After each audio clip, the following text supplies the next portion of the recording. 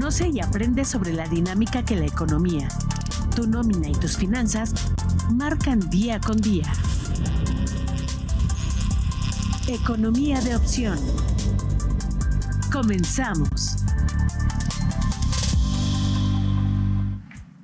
Hola, buenas tardes. Bienvenidos nuevamente a su programa Economía de Opción.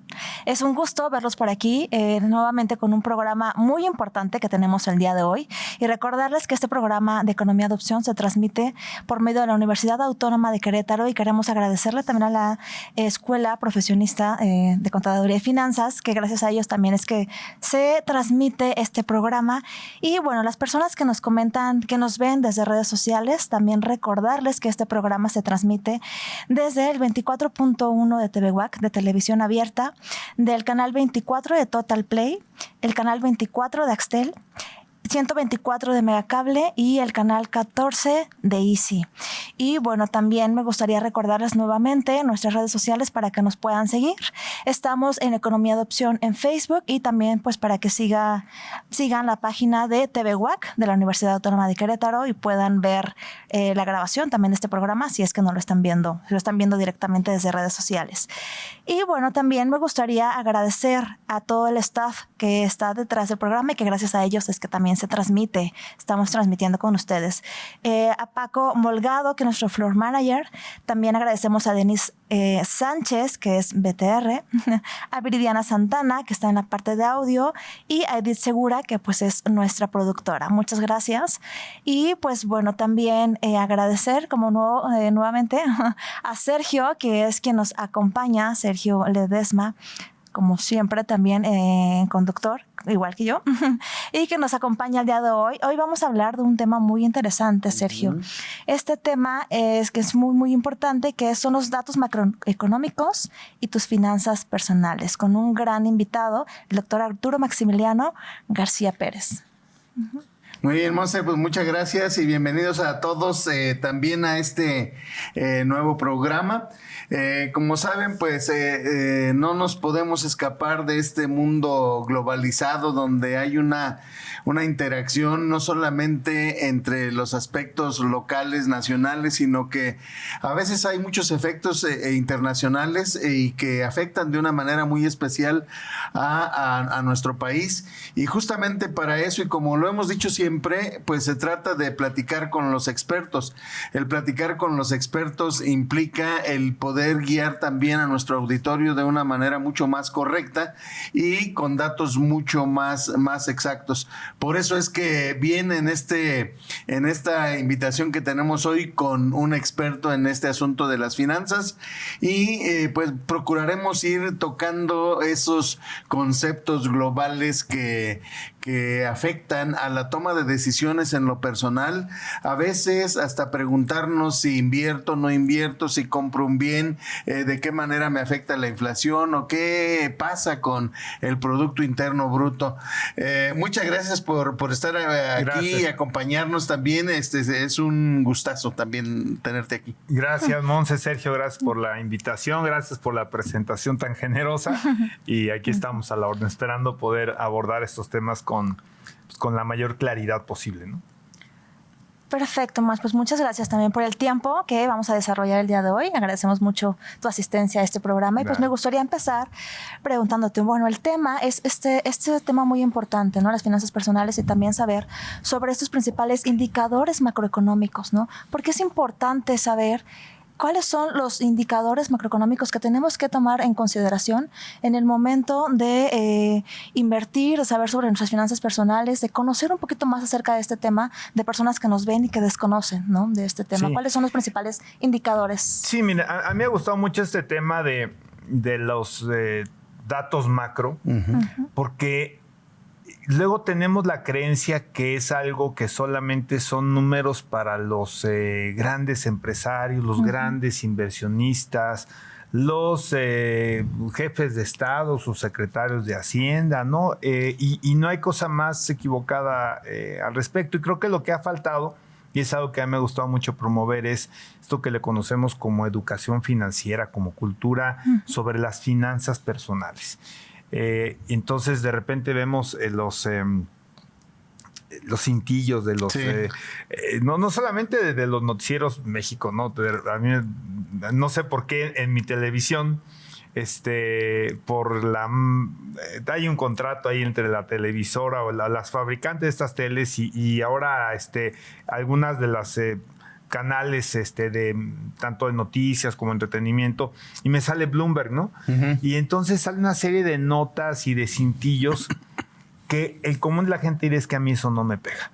A ver, podemos empezar con el tradicional y para mí el más macro de todos, uh-huh. El Producto Interno Bruto, ¿no? Uh-huh. ¿Qué es el Producto Interno Bruto? Pues básicamente es el valor de todos los bienes y servicios que se generan en una economía, en este caso la mexicana, en un periodo de tiempo. Vamos a pensar en un año, ¿no? Que también de repente hay evidentemente algunos datos trimestrales, ¿no? Pero normalmente digamos que el número por excelencia es el crecimiento del PIB anualizado, ¿no?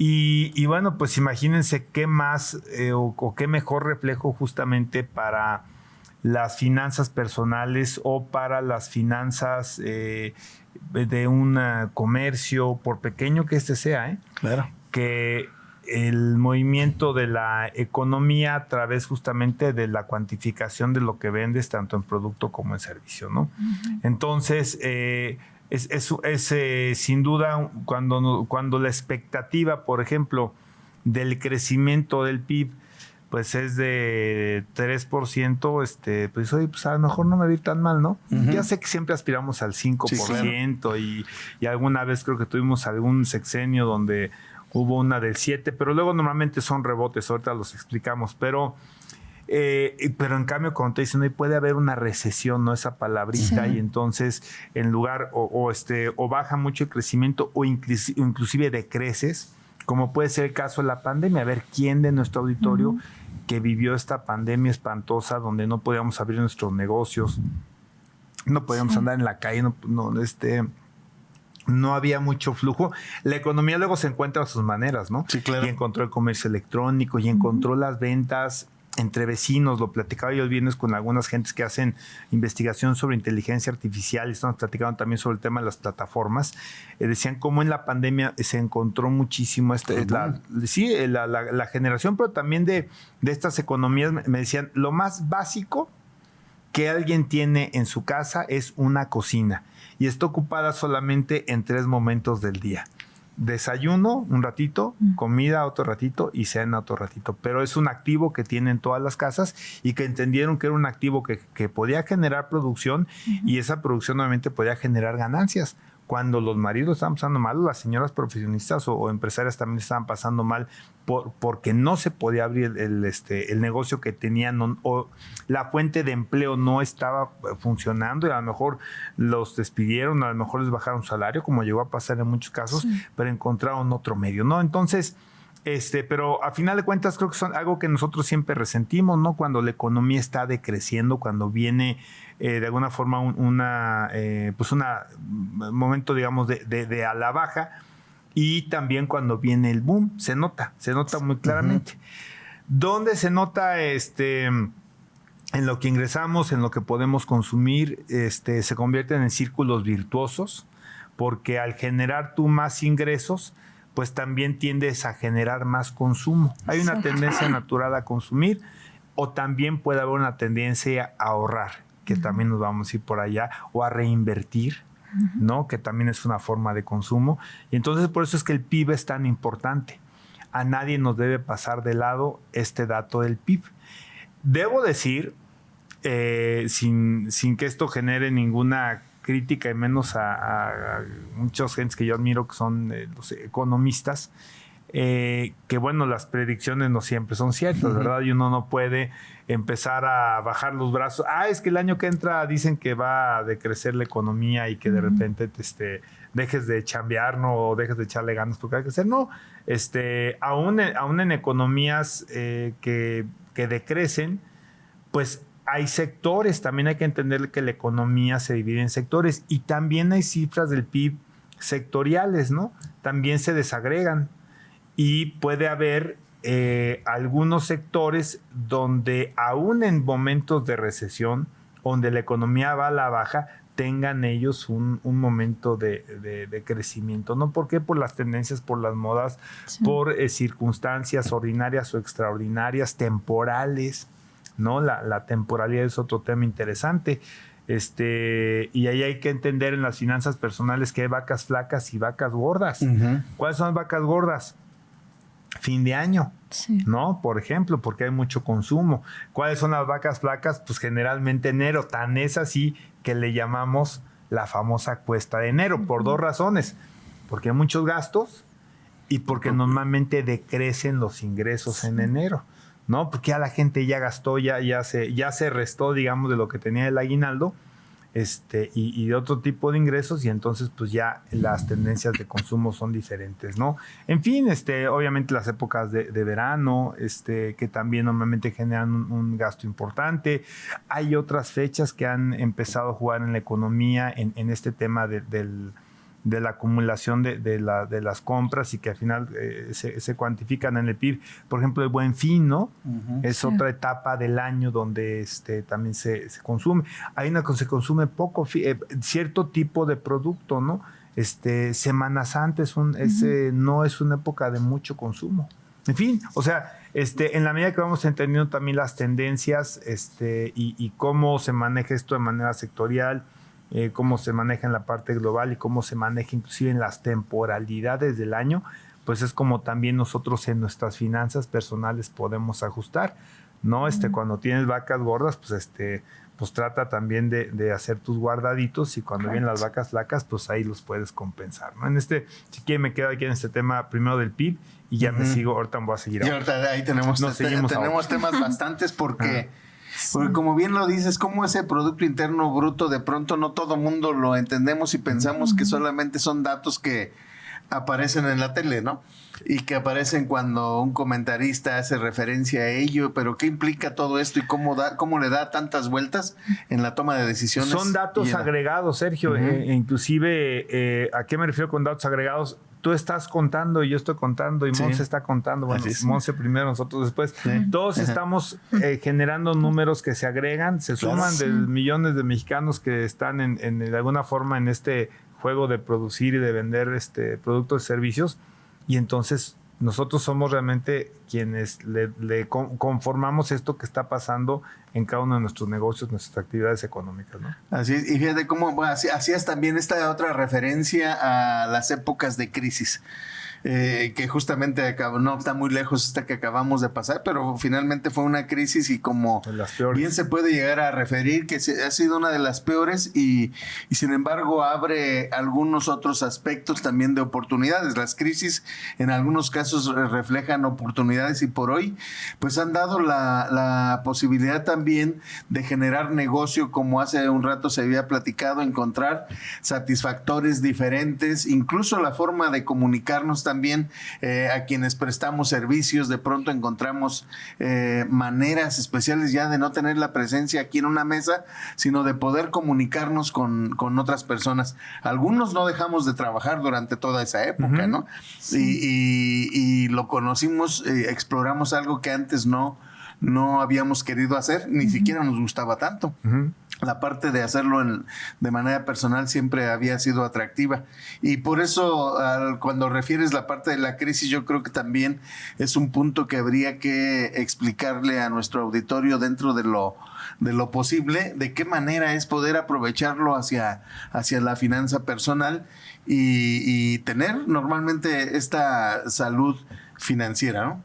Fíjate, Sergio, que para poner ejemplos, ahorita se me ocurría otro, ¿no? Por cómo se desarrollan ciertos negocios y otros se caen, ¿no? Bueno, las famosas cubrebocas, ¿no? ¿Quién lo hubiera pensado? Por ejemplo, yo estoy convencido que muchas de las actividades que se hicieron por vía de las redes sociales y la creación de los influencers, que también hay una generación de economía, fue importante. Me está acordando de una Uber, por ejemplo.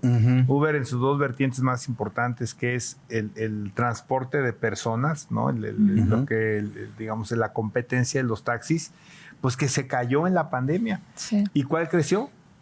Uber Eats, ¿no? Claro, La alimentos alternativa de alimentos. ¿Por qué? Pues porque la gente encargo. estaba en su casa y les encargo, ¿no? Entonces, así es este tema. Hay que encontrar el nicho, independientemente de alza o de baja de la economía del Producto Interno Bruto, pero bueno, es un tema importante. Nos llevan a otros números, si me lo permiten, otros datos que es, yo que para cualquier persona, sobre todo las señoras que son las que normalmente se echan el tiro de andar viendo cómo economizan en la casa, ¿no? Y que van al súper y que van al mercado. Hay algunos hombres que van, pero yo creo que las señoras son las que realmente, independientemente que tengan trabajo, mucha actividad, son las que van y consumen y tratan de estirar el dinero a lo que más se da. La inflación. Inflación es un dato macroeconómico muy importante. ¿Qué es la inflación? Pues el aumento de los precios, ¿no? Haya o no haya, puede haber una deflación, pero normalmente tenemos inflación y las deflaciones no necesariamente son buenas. También puede ser señal de una economía totalmente estancada, ¿no? Pero, pues claro, han pasado momentos muy complejos. También la pandemia nos puede ejemplificar muy fácilmente inflaciones que llegaron a ser 8-9% anualizadas, no solo en México, prácticamente en todos los países del mundo, inclusive había países con inflación mucho más grande. ¿Qué quiere decir esto? Pues que las cosas que compramos, como la inflación o el Índice Nacional de Precios al Consumidor, pues es una canasta, ¿no? Donde traes un chorro de productos y de servicios, traes un teléfono, el teléfono celular, el costo del internet de casa, también algunos jitomate, el chile, la cebolla, pues una canasta diversa. Pues lo que nos dice es que las cosas nos están costando más en promedio. Es lo que normalmente nos da este indicador.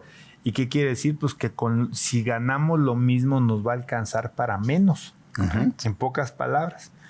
Y bueno, este es un dato que no nos debe pasar de largo, ¿no? Es más, hasta como negocio, no me dejarán mentir Monse y Sergio, también los negocios tienen que ajustar a la inflación.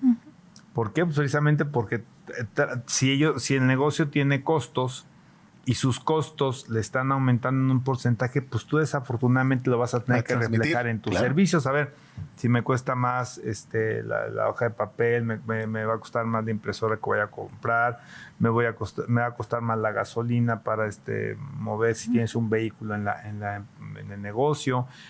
Simplemente un profesionista, ¿no? Que tiene que pagar los gastos fijos de la casa, pero que van en aumento. Un arrendador y un arrendatario. El arrendador, pues tener un contrato que refleje el aumento del costo de la vida, que es lo que se hace en una cláusula cuando se establece que la renta aumentará año con año.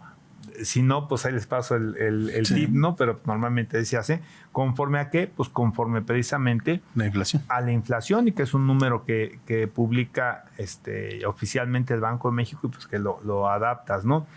Y por parte del arrendatario, pues también entender que también la renta seguramente le va a salir más cara, y seguramente la colegiatura de la escuela, y seguramente etcétera, etcétera, etcétera. Muchísimas cosas. Estaba viendo, por ejemplo, el costo de algo que pagamos nosotros ya prácticamente de cajón, además de los teléfonos celulares, que ahí quizás sí ha habido un poquito un descenso en los costos, pero en los paquetes que te dan más. Pero, por ejemplo, estas plataformas para entretenerlos de streaming, Netflix, Disney, Paramount, Prime, todas estas, pues han venido en un aumento de precios considerable. Pues sí, la verdad es que creo que por arriba de la inflación. Y en fin, entonces, este dato de la inflación es muy importante. ¿Cuál es lo ideal?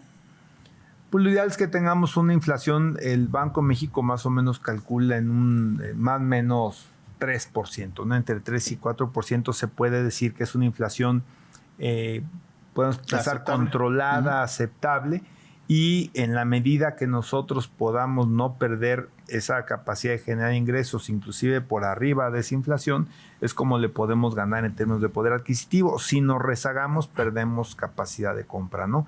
Y bueno, pues la idea es que podamos mantener ese paso, o, ¿por qué no irle ganando a la inflación?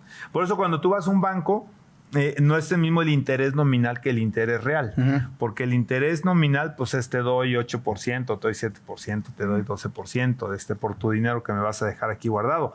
pero tienes que descontar la inflación porque tu poder adquisitivo se va a perder en ese porcentaje, ¿no? Pero bueno, todavía me quiero quedar en inflación porque vamos a ir a la tasa, ¿no? Esa es, sin duda, yo creo que de los datos duros macroeconómicos que a cada rato escuchamos y nunca lo pelamos, ¿no? Pero a la hora que vamos al mercado, a la hora que vamos a la tienda de servicio, ahí es donde se siente, ahí canijo. En los restaurantes, no sé si les ha pasado de repente, ay caray, pues la cuenta está medio ruda, ¿no? Cara. Y también subió que si el tequilita, y que si el refresco, y que la carne y todo, y te lo reflejan a la hora que llega la cuenta en el restaurante. Correcto. ¿No? Entonces, la inflación es algo muy sensible. Hay economistas que le llaman uno de los impuestos más duros que se impone sobre el consumidor, ¿no? Porque sin ser una imposición del gobierno vía contribuciones, sí es algo que te va a aumentar el costo de vida. Correcto. Aquí bien comentábamos, ¿no? En tiempos, para retroceder un poco, en tiempos de pandemia, también fue un momento de crisis que también ayudó a muchos negocios, ¿no? Tanto de producto o servicio, a hacerlo de forma digitalizada, y también fue una reestructura de muchos negocios que a lo mejor estaban pues bajos o medios y realmente se fueron a la alza por redescubrir, ¿no? La forma de hacer un negocio ya de forma pues totalmente digitalizado, ¿no? Cambiar todos sus procesos, y eso ayudó pues también mucho a su economía como empresarios, como en algún servicio y a los negocios en sí, ¿no? A reestructurar esta parte. Y algo también muy importante que veíamos, el tema de inflación, que también está pues muy considerable dentro de las finanzas personales, porque muchas veces no se ve este tema de inflación, ¿no? Cuando tienen personas inversiones y demás y realmente no tiene un crecimiento porque es menos la inflación, o sea, realmente va teniendo una pérdida, ¿no? Entonces también esto, pues para poderlo como recalcar, personas que también me ha tocado mucho, que muchas personas también desconocen este tema de la UDI, saber qué es la UDI, por qué es importante invertir en UDI, qué significa la UDI, la inflación, y a veces sí lo conocen, pero no es como tan a fondo, ¿no? Entonces, ¿cuáles serían como las principales recomendaciones dentro de las finanzas personales que se puede hacer para poder tomar en consideración este tema tan importante que es la inflación, ¿no? Bien, vemos que en momentos positivos en la economía personal, familiar, pues es importante tomar en cuenta, pues a lo mejor, ¿no? El invertir y demás. Pero para que las personas que nos estén viendo, pues también tengan este tema en consideración dentro de sus finanzas personales. Pues mira, yo creo que primeramente tener en cuenta que existe el fenómeno, ¿no? Es decir, es una tendencia normal. Yo en México no recuerdo, puedo recordar en Japón, pero en México no un momento de deflación, ¿no? Donde los precios, en lugar de incrementar, hubo uno viejísimo, disminuyan, ¿no? Yo no lo he visto una sola vez. Son casos extraordinarios, pero tenemos que tomar en cuenta que los precios siempre van a aumentar, ¿no? Sí. El consumidor toma decisiones también de sustitución. Es un fenómeno también que los libros de economía analizan mucho, ¿no? Hay toda esta teoría del consumo, y lo que normalmente te lleva a hacer es que tienes que cambiar precisamente, podemos pensar que entre hábitos y también preferencias sobre productos. Correcto. A veces hay que ajustarse, Monse, ¿no? Y poder ver cómo bajas este gasto a partir de desafortunadamente, de caer de bienes que les consideramos como superiores en términos de calidad a bienes inferiores, ¿eh? Muchas veces esto es lo que le conocemos como apretarse el cinturón. Y tiene un efecto a veces que puede perjudicar la economía, y por eso es que también se presentan estos momentos donde empieza también a bajar algo el consumo, ¿no? La gente empieza a salir menos, empieza a consumir menos fuera de casa. Ahora, la inflación, nada más y sin tratar de contradecir, a veces es producto de una economía pujante. El efecto es el mismo, o sea, nos cuesta más caro a todos las cosas, y no nos gusta que nos salga más caro los productos cuando vamos a hacer nuestra compra semanal o quincenal, pero a veces la inflación también es producida por un momento donde la economía se calienta muchísimo, la gente está consumiendo mucho, hay dinero, hay liquidez, y digamos, una de las reglas, una de las leyes más importantes no solamente en la economía, sino que trasciende, es la ley de la oferta y la demanda. Sí. Cuando tú tienes dinero, cuando tienes liquidez y demandas muchos productos, muchos servicios, normalmente tiende a haber producto, creo que sería el mejor ejemplo. Lo que tiende a haber es que hay una demanda mayor a la capacidad de producir, es decir, lo que le llaman la oferta, y entonces, ¿qué pasa? Que los precios suben. Y entonces una economía pujante lo que muchas veces genera son incrementos en precios. ¿Y cómo le hacen para bajar esa inflación? Pues te aumentan el costo del dinero, ahorita lo vamos también a platicar, ¿no? Okay. Entonces, pues a final de cuentas lo que tenemos que entender es que si hay un proceso inflacionario y no nos alcanza, el consumo normalmente tiene que cambiar. Eso es algo que les digo es muy, muy analizado. Y hay que tomar esa decisión dolorosa porque si queremos continuar de esa forma, nada más nos va a quedar una alternativa que es la deuda, ¿no? Tú puedes consumir con tu ingreso básico y poder ajustar tus consumos a ese ingreso. Correcto. Si no te alcanza con lo que ganas, o ajustas tus productos que consumes, pero dejas inclusive de consumir algunos. A veces voy a decir unos muy dolorosos. ¿Cuánta gente tiene que sacar a sus hijos de la escuela? Sí, claro. O sea, sabemos que eso puede llegar a pasar, ¿no? Es muy triste y muy lamentable, ¿no? Y con eso podemos pensar en otras cosas. Y otra opción que puede tener la gente, que hay que hacerla con mucho cuidado, pues es la opción de que el diferencial entre lo que gasto y lo que ingreso, cuando es deficitario, es decir, cuando gano menos de lo que necesito gastar, y no suntuosamente, sino porque sí se ocupa, pues es caer en la deuda. Correcto. Ya hay varias vías de caer en deuda, puede ser pagar con tarjeta, puede ser ¿cómo se llama? Pues algún crédito que te genere liquidez. En los negocios, evidentemente, algún crédito para inventario.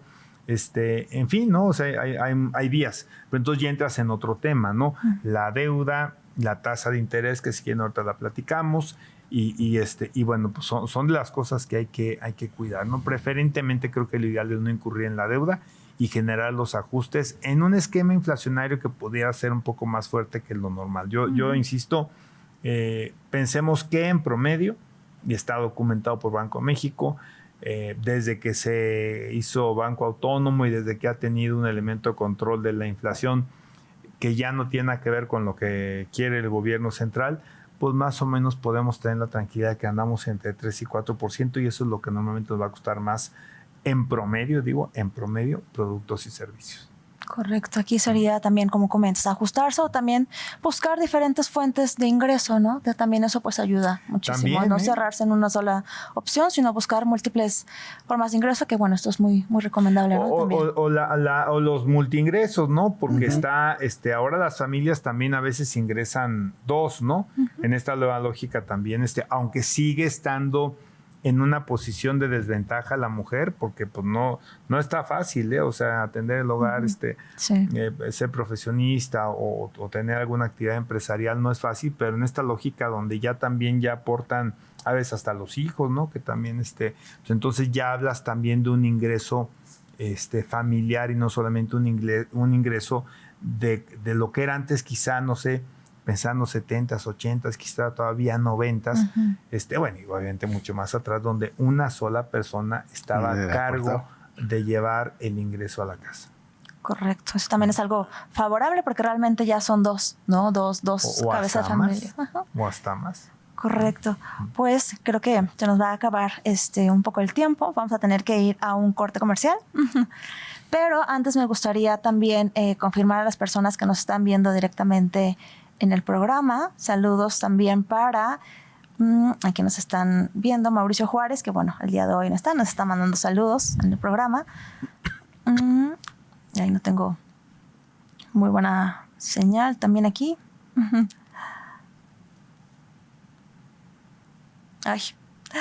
También a Carla Ruiz Aguirre, saludos, un gusto escucharlos y aprovechar su experiencia. A Ricardo, saludos a Monse y a Maximiliano, excelente programa.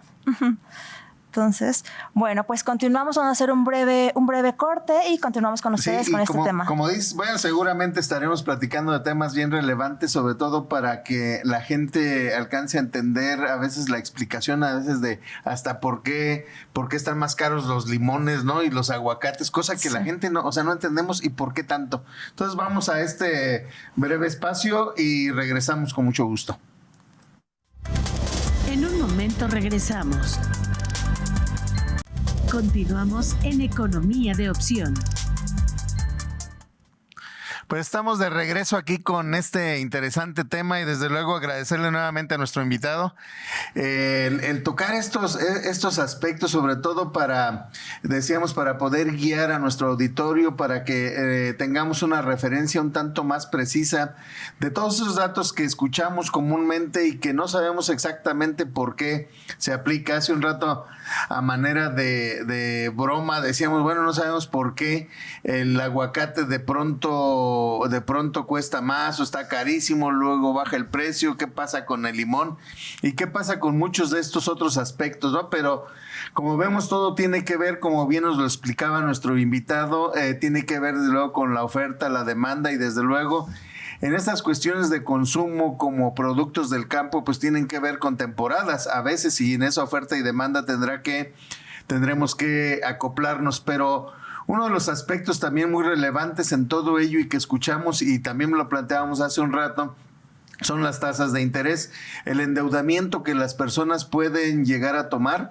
Y creo que aquí es la parte especial de que la gente vea que en realidad la deuda puede llegar a ser un instrumento muy importante para el crecimiento, el desarrollo de pronto de una persona, de una familia, en un aspecto económico, porque tendrá más posibilidades de adquirir y trasciende en ese círculo virtuoso que bien ya se planteaba hace un rato.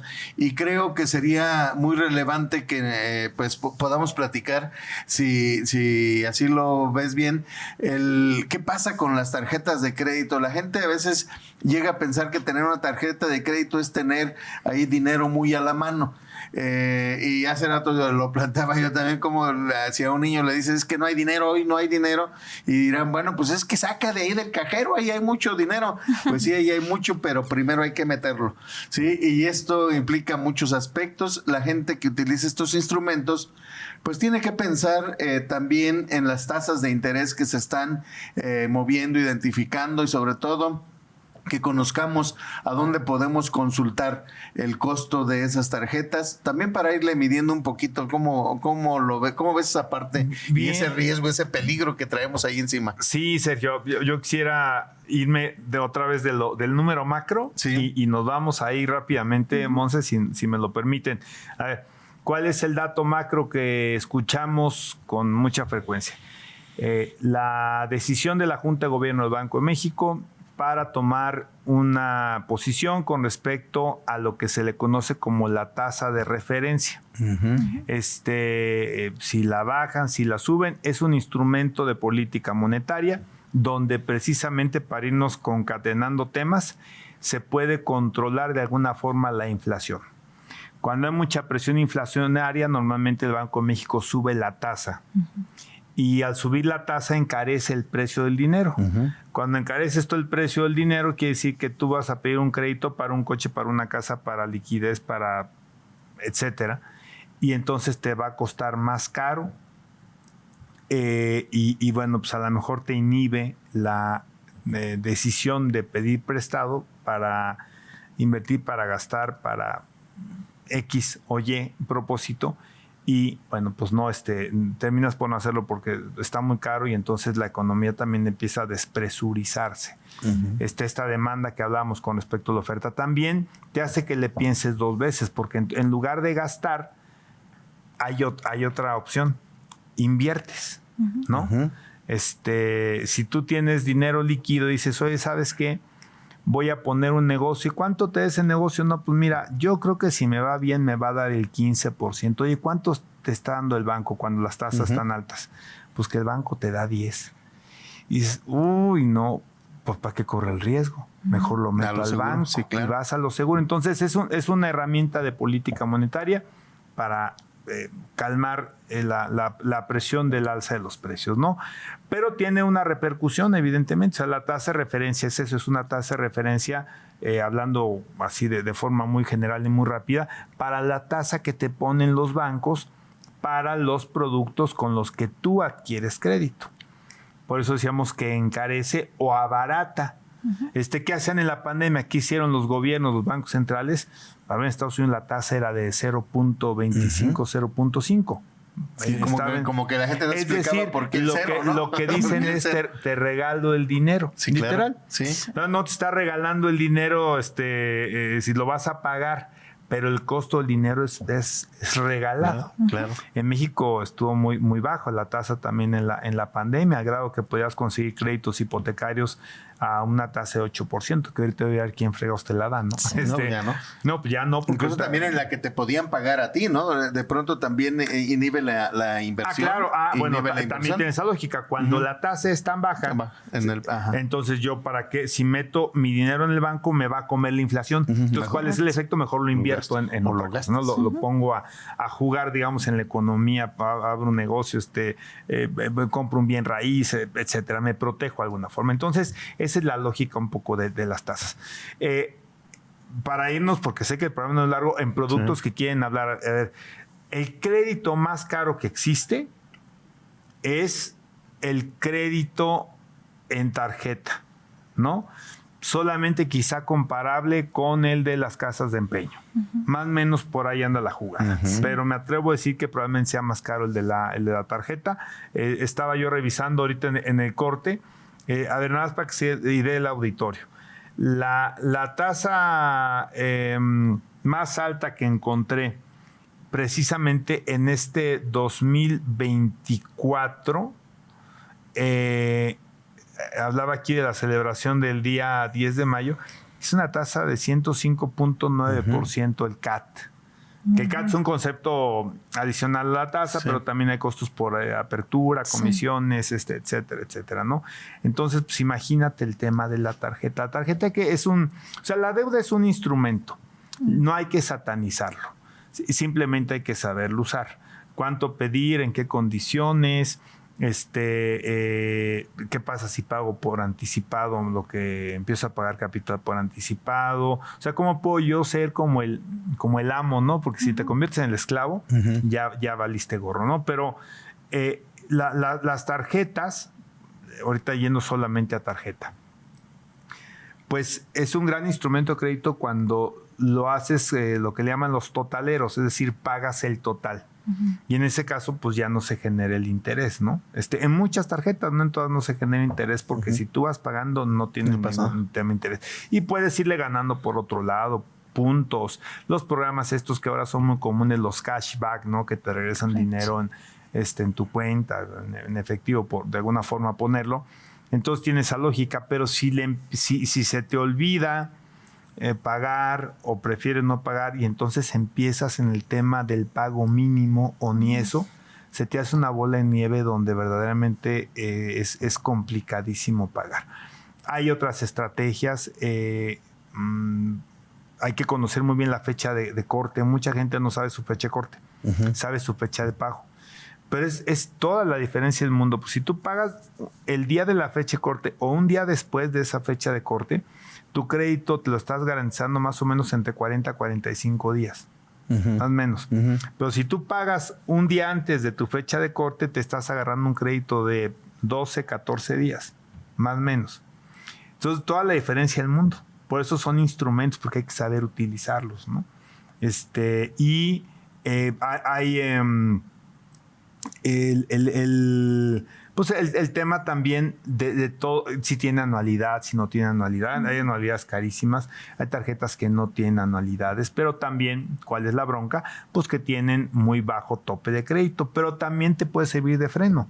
Si conoces tu tarjeta y conoces tus hábitos y conoces tus desenfrenos, pues entonces trata de que la tarjeta no tenga mucho límite de crédito, para que no te vayas a volar la barda, ¿no? Te emocionas. Mira, plásticos, ha de haber prácticamente 100 tipos de plásticos. En mi cosa, yo me quedé como cerca de 100 plásticos. No sé qué tanto he variado en los últimos años probablemente. Pero sí tienen que entender la gente que la diferencia no es nada más el color, ¿no? Sino que hay características y hay que conocerlas. Entonces ahí tienes a Conducef, ¿no? Por ejemplo, donde puedes tú comparar, hacer inclusive hasta ejercicios, para, no solo para tarjetas, para otro tipo de créditos hipotecarios, y es bien importante, ¿no? Ese tema. Me quiero brincar de tarjetas, hablando de las tasas de interés, a los créditos. Con los créditos, primero, el tema de el riesgo. A ver, tener tarjeta, tener créditos, tener un teléfono celular, tener pagar Netflix o por una cosa, lo que hace es que te perfila como sujeto o no a crédito. Es lo que le conocemos también como el buró de crédito, que trae todos esos conceptos, Todo lo que tú contratas a pagos, digamos que no estás, no es como compras un chocolate en el Oxxo y ya no, eso no lo va a registrar nadie, pero lo que sí se va a registrar en buró de crédito es, digamos, tu historial como, pues, deudor, podríamos decirlo de alguna forma, en distintos tipos de compromisos que generas contractuales y que te generan una obligación de pago a determinado tiempo. Entonces, cuando tú dejas de pagar un establecimiento, fuiste en alguna tienda autodepartamental, o tu tarjeta, o tu teléfono, tu serie de cosas, pues se te genera un historial. Entonces, tener crédito es importante si eres cumplido porque te genera un historial bueno de crédito. El buró de crédito suena como que estoy en el buró de crédito. Yo les digo, todos estamos en el buró de crédito. El tema es qué calificación tienes ahí. Y el tener una buena calificación hace que te den crédito. Por eso a veces te llaman mucho de tarjetas. La gente que tiene te hablan mucho para darte. Y a veces también te hablan que no tengas buen, pero normalmente a veces tienen mejor, digamos, historial, ¿no? Entonces, cuando tú tienes un buen historial, probablemente tengas acceso a mejores créditos. ¿Qué entiende por mejores créditos, mejores condiciones? Principalmente la tasa. Y la tasa, pues, es lo que te va a costar pagarlo, ¿no? Lo que te va a costar más el financiamiento por comprar eso, tu casa, tu coche. Los mexicanos tenemos, por necesidad, y esto es regular en la población, nuestros dos elementos patrimoniales más importantes, que son la casa y el coche, generalmente los compramos por crédito. Por eso es la importancia de tener un buen historial de crédito, porque podemos tener acceso a un crédito que nos cobre menos, ¿no? Sí. Pero hay otros que también te prestan y te dicen, yo no te voy a pedir tu buró de crédito, ni necesito recomendaciones, ni necesito nada, yo te lo voy a prestar porque te quiero mucho y te quiero dar dinero. Y eso no es cierto, no te quieren mucho. Hay un factor que se llama riesgo, y el riesgo donde se refleja en la tasa de interés. Entre más riesgo le representes a la persona que te está prestando, al banco o a la caja de ahorro o a la financiera, más te va a cobrar, más alta va a ser la tasa. Entonces, cuidado. Al margen de fraudes que hay, vamos a platicar rápidamente eso, pero suponiendo que no es una operación fraudulenta de quien dice que te va a prestar, lo que sí es un hecho es que si tú le representas un mayor riesgo porque no tienes un historial de crédito o porque tienes un mal historial de crédito, te lo va a reflejar en el costo y te va a salir más caro de esa forma pedir dinero, ¿no? Entonces, por eso es tan importante tener justamente un buen historial y entonces no tenerle miedo. Yo he escuchado gente que dice, es que a mí no me gusta tener tarjetas, a mí no me gusta pedir. Está bueno, pero no está mal generarte ese historial de crédito, porque a lo mejor lo necesitas por una oportunidad o te dan una muy buena tasa y dices, oye, pues ¿para qué me descapitalizo? Tengo otro tipo de cosas y lo puedo pagar bien. Los créditos a tasa baja son muy bonitos porque cuando se te van a largos plazos, la inflación también se los empieza a comer a ellos. Y entonces tú te vas aumentando tu ingreso, estos se van quedando con pagos fijos, que ya no son variables, y entonces tú vas teniendo más facilidad de pagarlo, claro, ¿no? Al final de cuentas. Entonces, la tasa es la tasa de referencia y luego entendida como tasa de interés, es un elemento bien importante para la vida y las finanzas personales de la gente. Muy bien, también entender esta parte que también la deuda, no toda deuda es mala, ¿no? También hay deudas, por ejemplo, en el caso de las tarjetas de crédito, que sí, muchas veces le tienen miedo a muchas personas, ¿no? Tarjeta de crédito también depende del uso, pero incluso es un liquidez inmediato que se le puede hacer algo favorable, porque puede ser una deuda realmente positiva, que eso pues puede ser realmente, no se convierte en un pasivo, ¿no? Puede ser para reinvertirlo en un activo que se pueda a reinvertir y a generar un poco más. O sea, es realmente saber el uso adecuado de las tarjetas de crédito, ¿no? Y como consumidor, también conocerse y saber, pues realmente si es algo positivo o negativo, ¿no? No, bueno, hay muchas cosas buenas. O sea, yo insisto, si la usas como instrumento de pago, pero no de financiamiento, que es distinto, y pagas al final de mes todo, también te da, hoy que puedes pagar todo con tarjeta. Antes se acuerdan que decían, no, pues de tanto para arriba, ahorita sí, todo. hasta un chicle. Sí. También te sirve porque si revisas tu estado de cuenta, pues ya no es como antes que tenías que guardar los tickets, ¿no? Para ver en qué habías gastado y poder hacer un poquito tu presupuesto personal, sino que ahorita, pues a lo mejor con tu puro estado de cuenta puedes tener una relación bastante clara de qué gastaste. Y la verdad es que es algo, insisto, si es un instrumento de pago y no necesariamente un instrumento de crédito, para mí se me hace muy, muy bueno. Y si quieren el tipo de cambio, ¿no les parece? Que sería importante. También ahí que el dólar, que si sube, que si baja, que están los mínimos históricos. Y como que ¿por qué? Exactamente, ¿no? Son muchas variables. El tipo de cambio acaba rigiéndose también en un esquema de libre flotación, como es ahora el de México, que no hay un control del tipo de cambio, sino que hay una fluctuación que ¿a qué creen que se debe? Que lo platicamos hace rato. Oferta y demanda. Si tú demandas pesos, es decir, ¿quién demanda pesos? Pues los extranjeros que están comprando cosas en pesos. Y si el peso está demandado, pues lo que va a pasar es que se va a fortalecer. Y entonces seguramente va a pasar lo que estuvo pasando en esto, quizá a principios de año, ¿no? Que el superpeso de 16.5, 16.9, una cosa así, ¿no? Si dejan de demandarlo porque están comprando productos en otro lado o porque están refugiándose hay capitales que llegan, la inversión extranjera directa es la que pues ya se queda anclada, no te la llevas de un día para otro, y la indirecta es la que luego metes por vía de bolsa y vía de otro tipo de compra de otro tipo de instrumentos o de papel, y esa te la llevas con el clic de un botón. Entonces hay algunos capitales son muy nerviosos y de repente si hay una guerra entre Ucrania y Rusia, o ahora con el problema en el Medio Oriente con Israel y con Hamas, y pues genera inestabilidad. Las elecciones que vienen en Estados Unidos también generan incertidumbre, y entonces pues, suelen refugiarse en Estados Unidos normalmente. ¿Y qué hacen? Pues dejan de demandar los pesos y empiezan a demandar los dólares, y entonces lo que se fortalece es el tipo de cambio allá, ¿no? Ahora, ¿en qué nos impacta a nosotros? Tiene muchísimas variables, muchas variables. Hay a quien dice, qué bueno que está el peso, el superpeso. Y aquí dice, otros le sudan. Claro. Sí, depende de tu mercado, ¿no? Si yo soy exportador, pues la verdad es que a mí me conviene que el dólar digamos, el precio esté un poquito más barato. Porque si está caro, es decir, si compras menos pesos con $1, entonces tu producto automáticamente el otro lado de la frontera también es más caro y pierde competitividad porque entras en una competencia de distintos productos de distintas partes del mundo y se encarece. O sea, obviamente pues no le gusta a veces al exportador que esté tan fuerte el peso. Fíjense, o sea, a pesar de lo que nosotros pensaríamos, no siempre que esté tan fuerte es bueno. A ver qué pasa con las gentes que reciben remesas. Fíjense, si el dólar está muy barato, cuando le llega su remesa es menos lana. Son poquitos pesos. Y en cambio, bueno, pues claro, a ver, quien tiene deuda en dólares, pues padrísimo, ¿no? Porque si baja, se te baja mucho el costo de la deuda. Si eres una persona que tiene una industria, necesitas para producir, comprar maquinaria o comprar piezas de esas maquinarias, pues las vas a comprar normalmente en dólares o quizá en euros. Y si está baja, digamos, si está fortalecido el peso, pues también te cuesta menos, ¿no?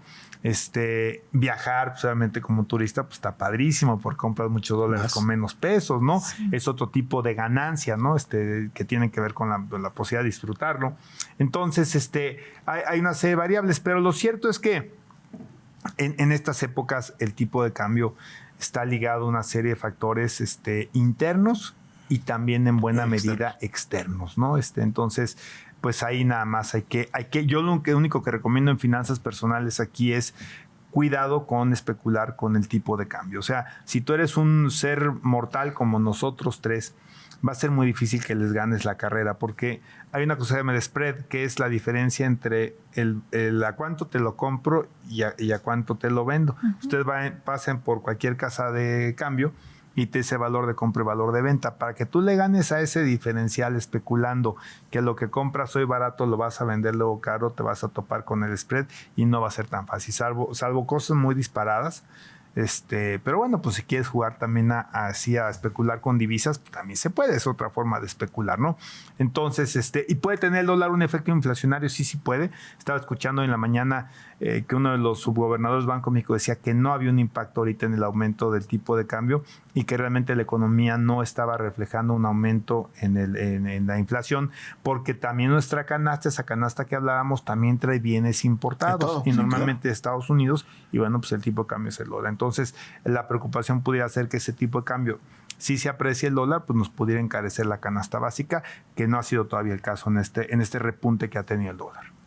Y qué importante resulta todo esto, porque finalmente estamos tomando algunos datos en lo general y de pronto abren un escenario también para que pensemos de manera diferente como mortales, como decías, ¿no? Entonces, en el caso de usar una tarjeta de crédito, identificar qué pasa con el Producto Interno Bruto, qué pasa con la inflación, ese incremento generalizado de los precios también, que de pronto no alcanzamos a entender lo suficiente y que trasciende también en algunos otros aspectos, incluso del desempleo o comparar el salario mínimo. Por hoy mismo también ya no alcanzaremos a identificar todos esos efectos, pero recordemos que el salario mínimo tuvo un incremento bien importante del 2018 hasta esta época, que se fue casi al 300% y que trasciende de una manera muy especial en los precios. ¿Por qué? Porque el empresario lo tiene que repercutir en el costo. Pues gracias por su atención y agradecer nuevamente a nuestro invitado. Muchas gracias. Bueno. Conoce y aprende sobre la dinámica que la economía, tu nómina y tus finanzas marcan día con día. Economía de opción. Muchas gracias por acompañarnos. Los esperamos en la siguiente emisión.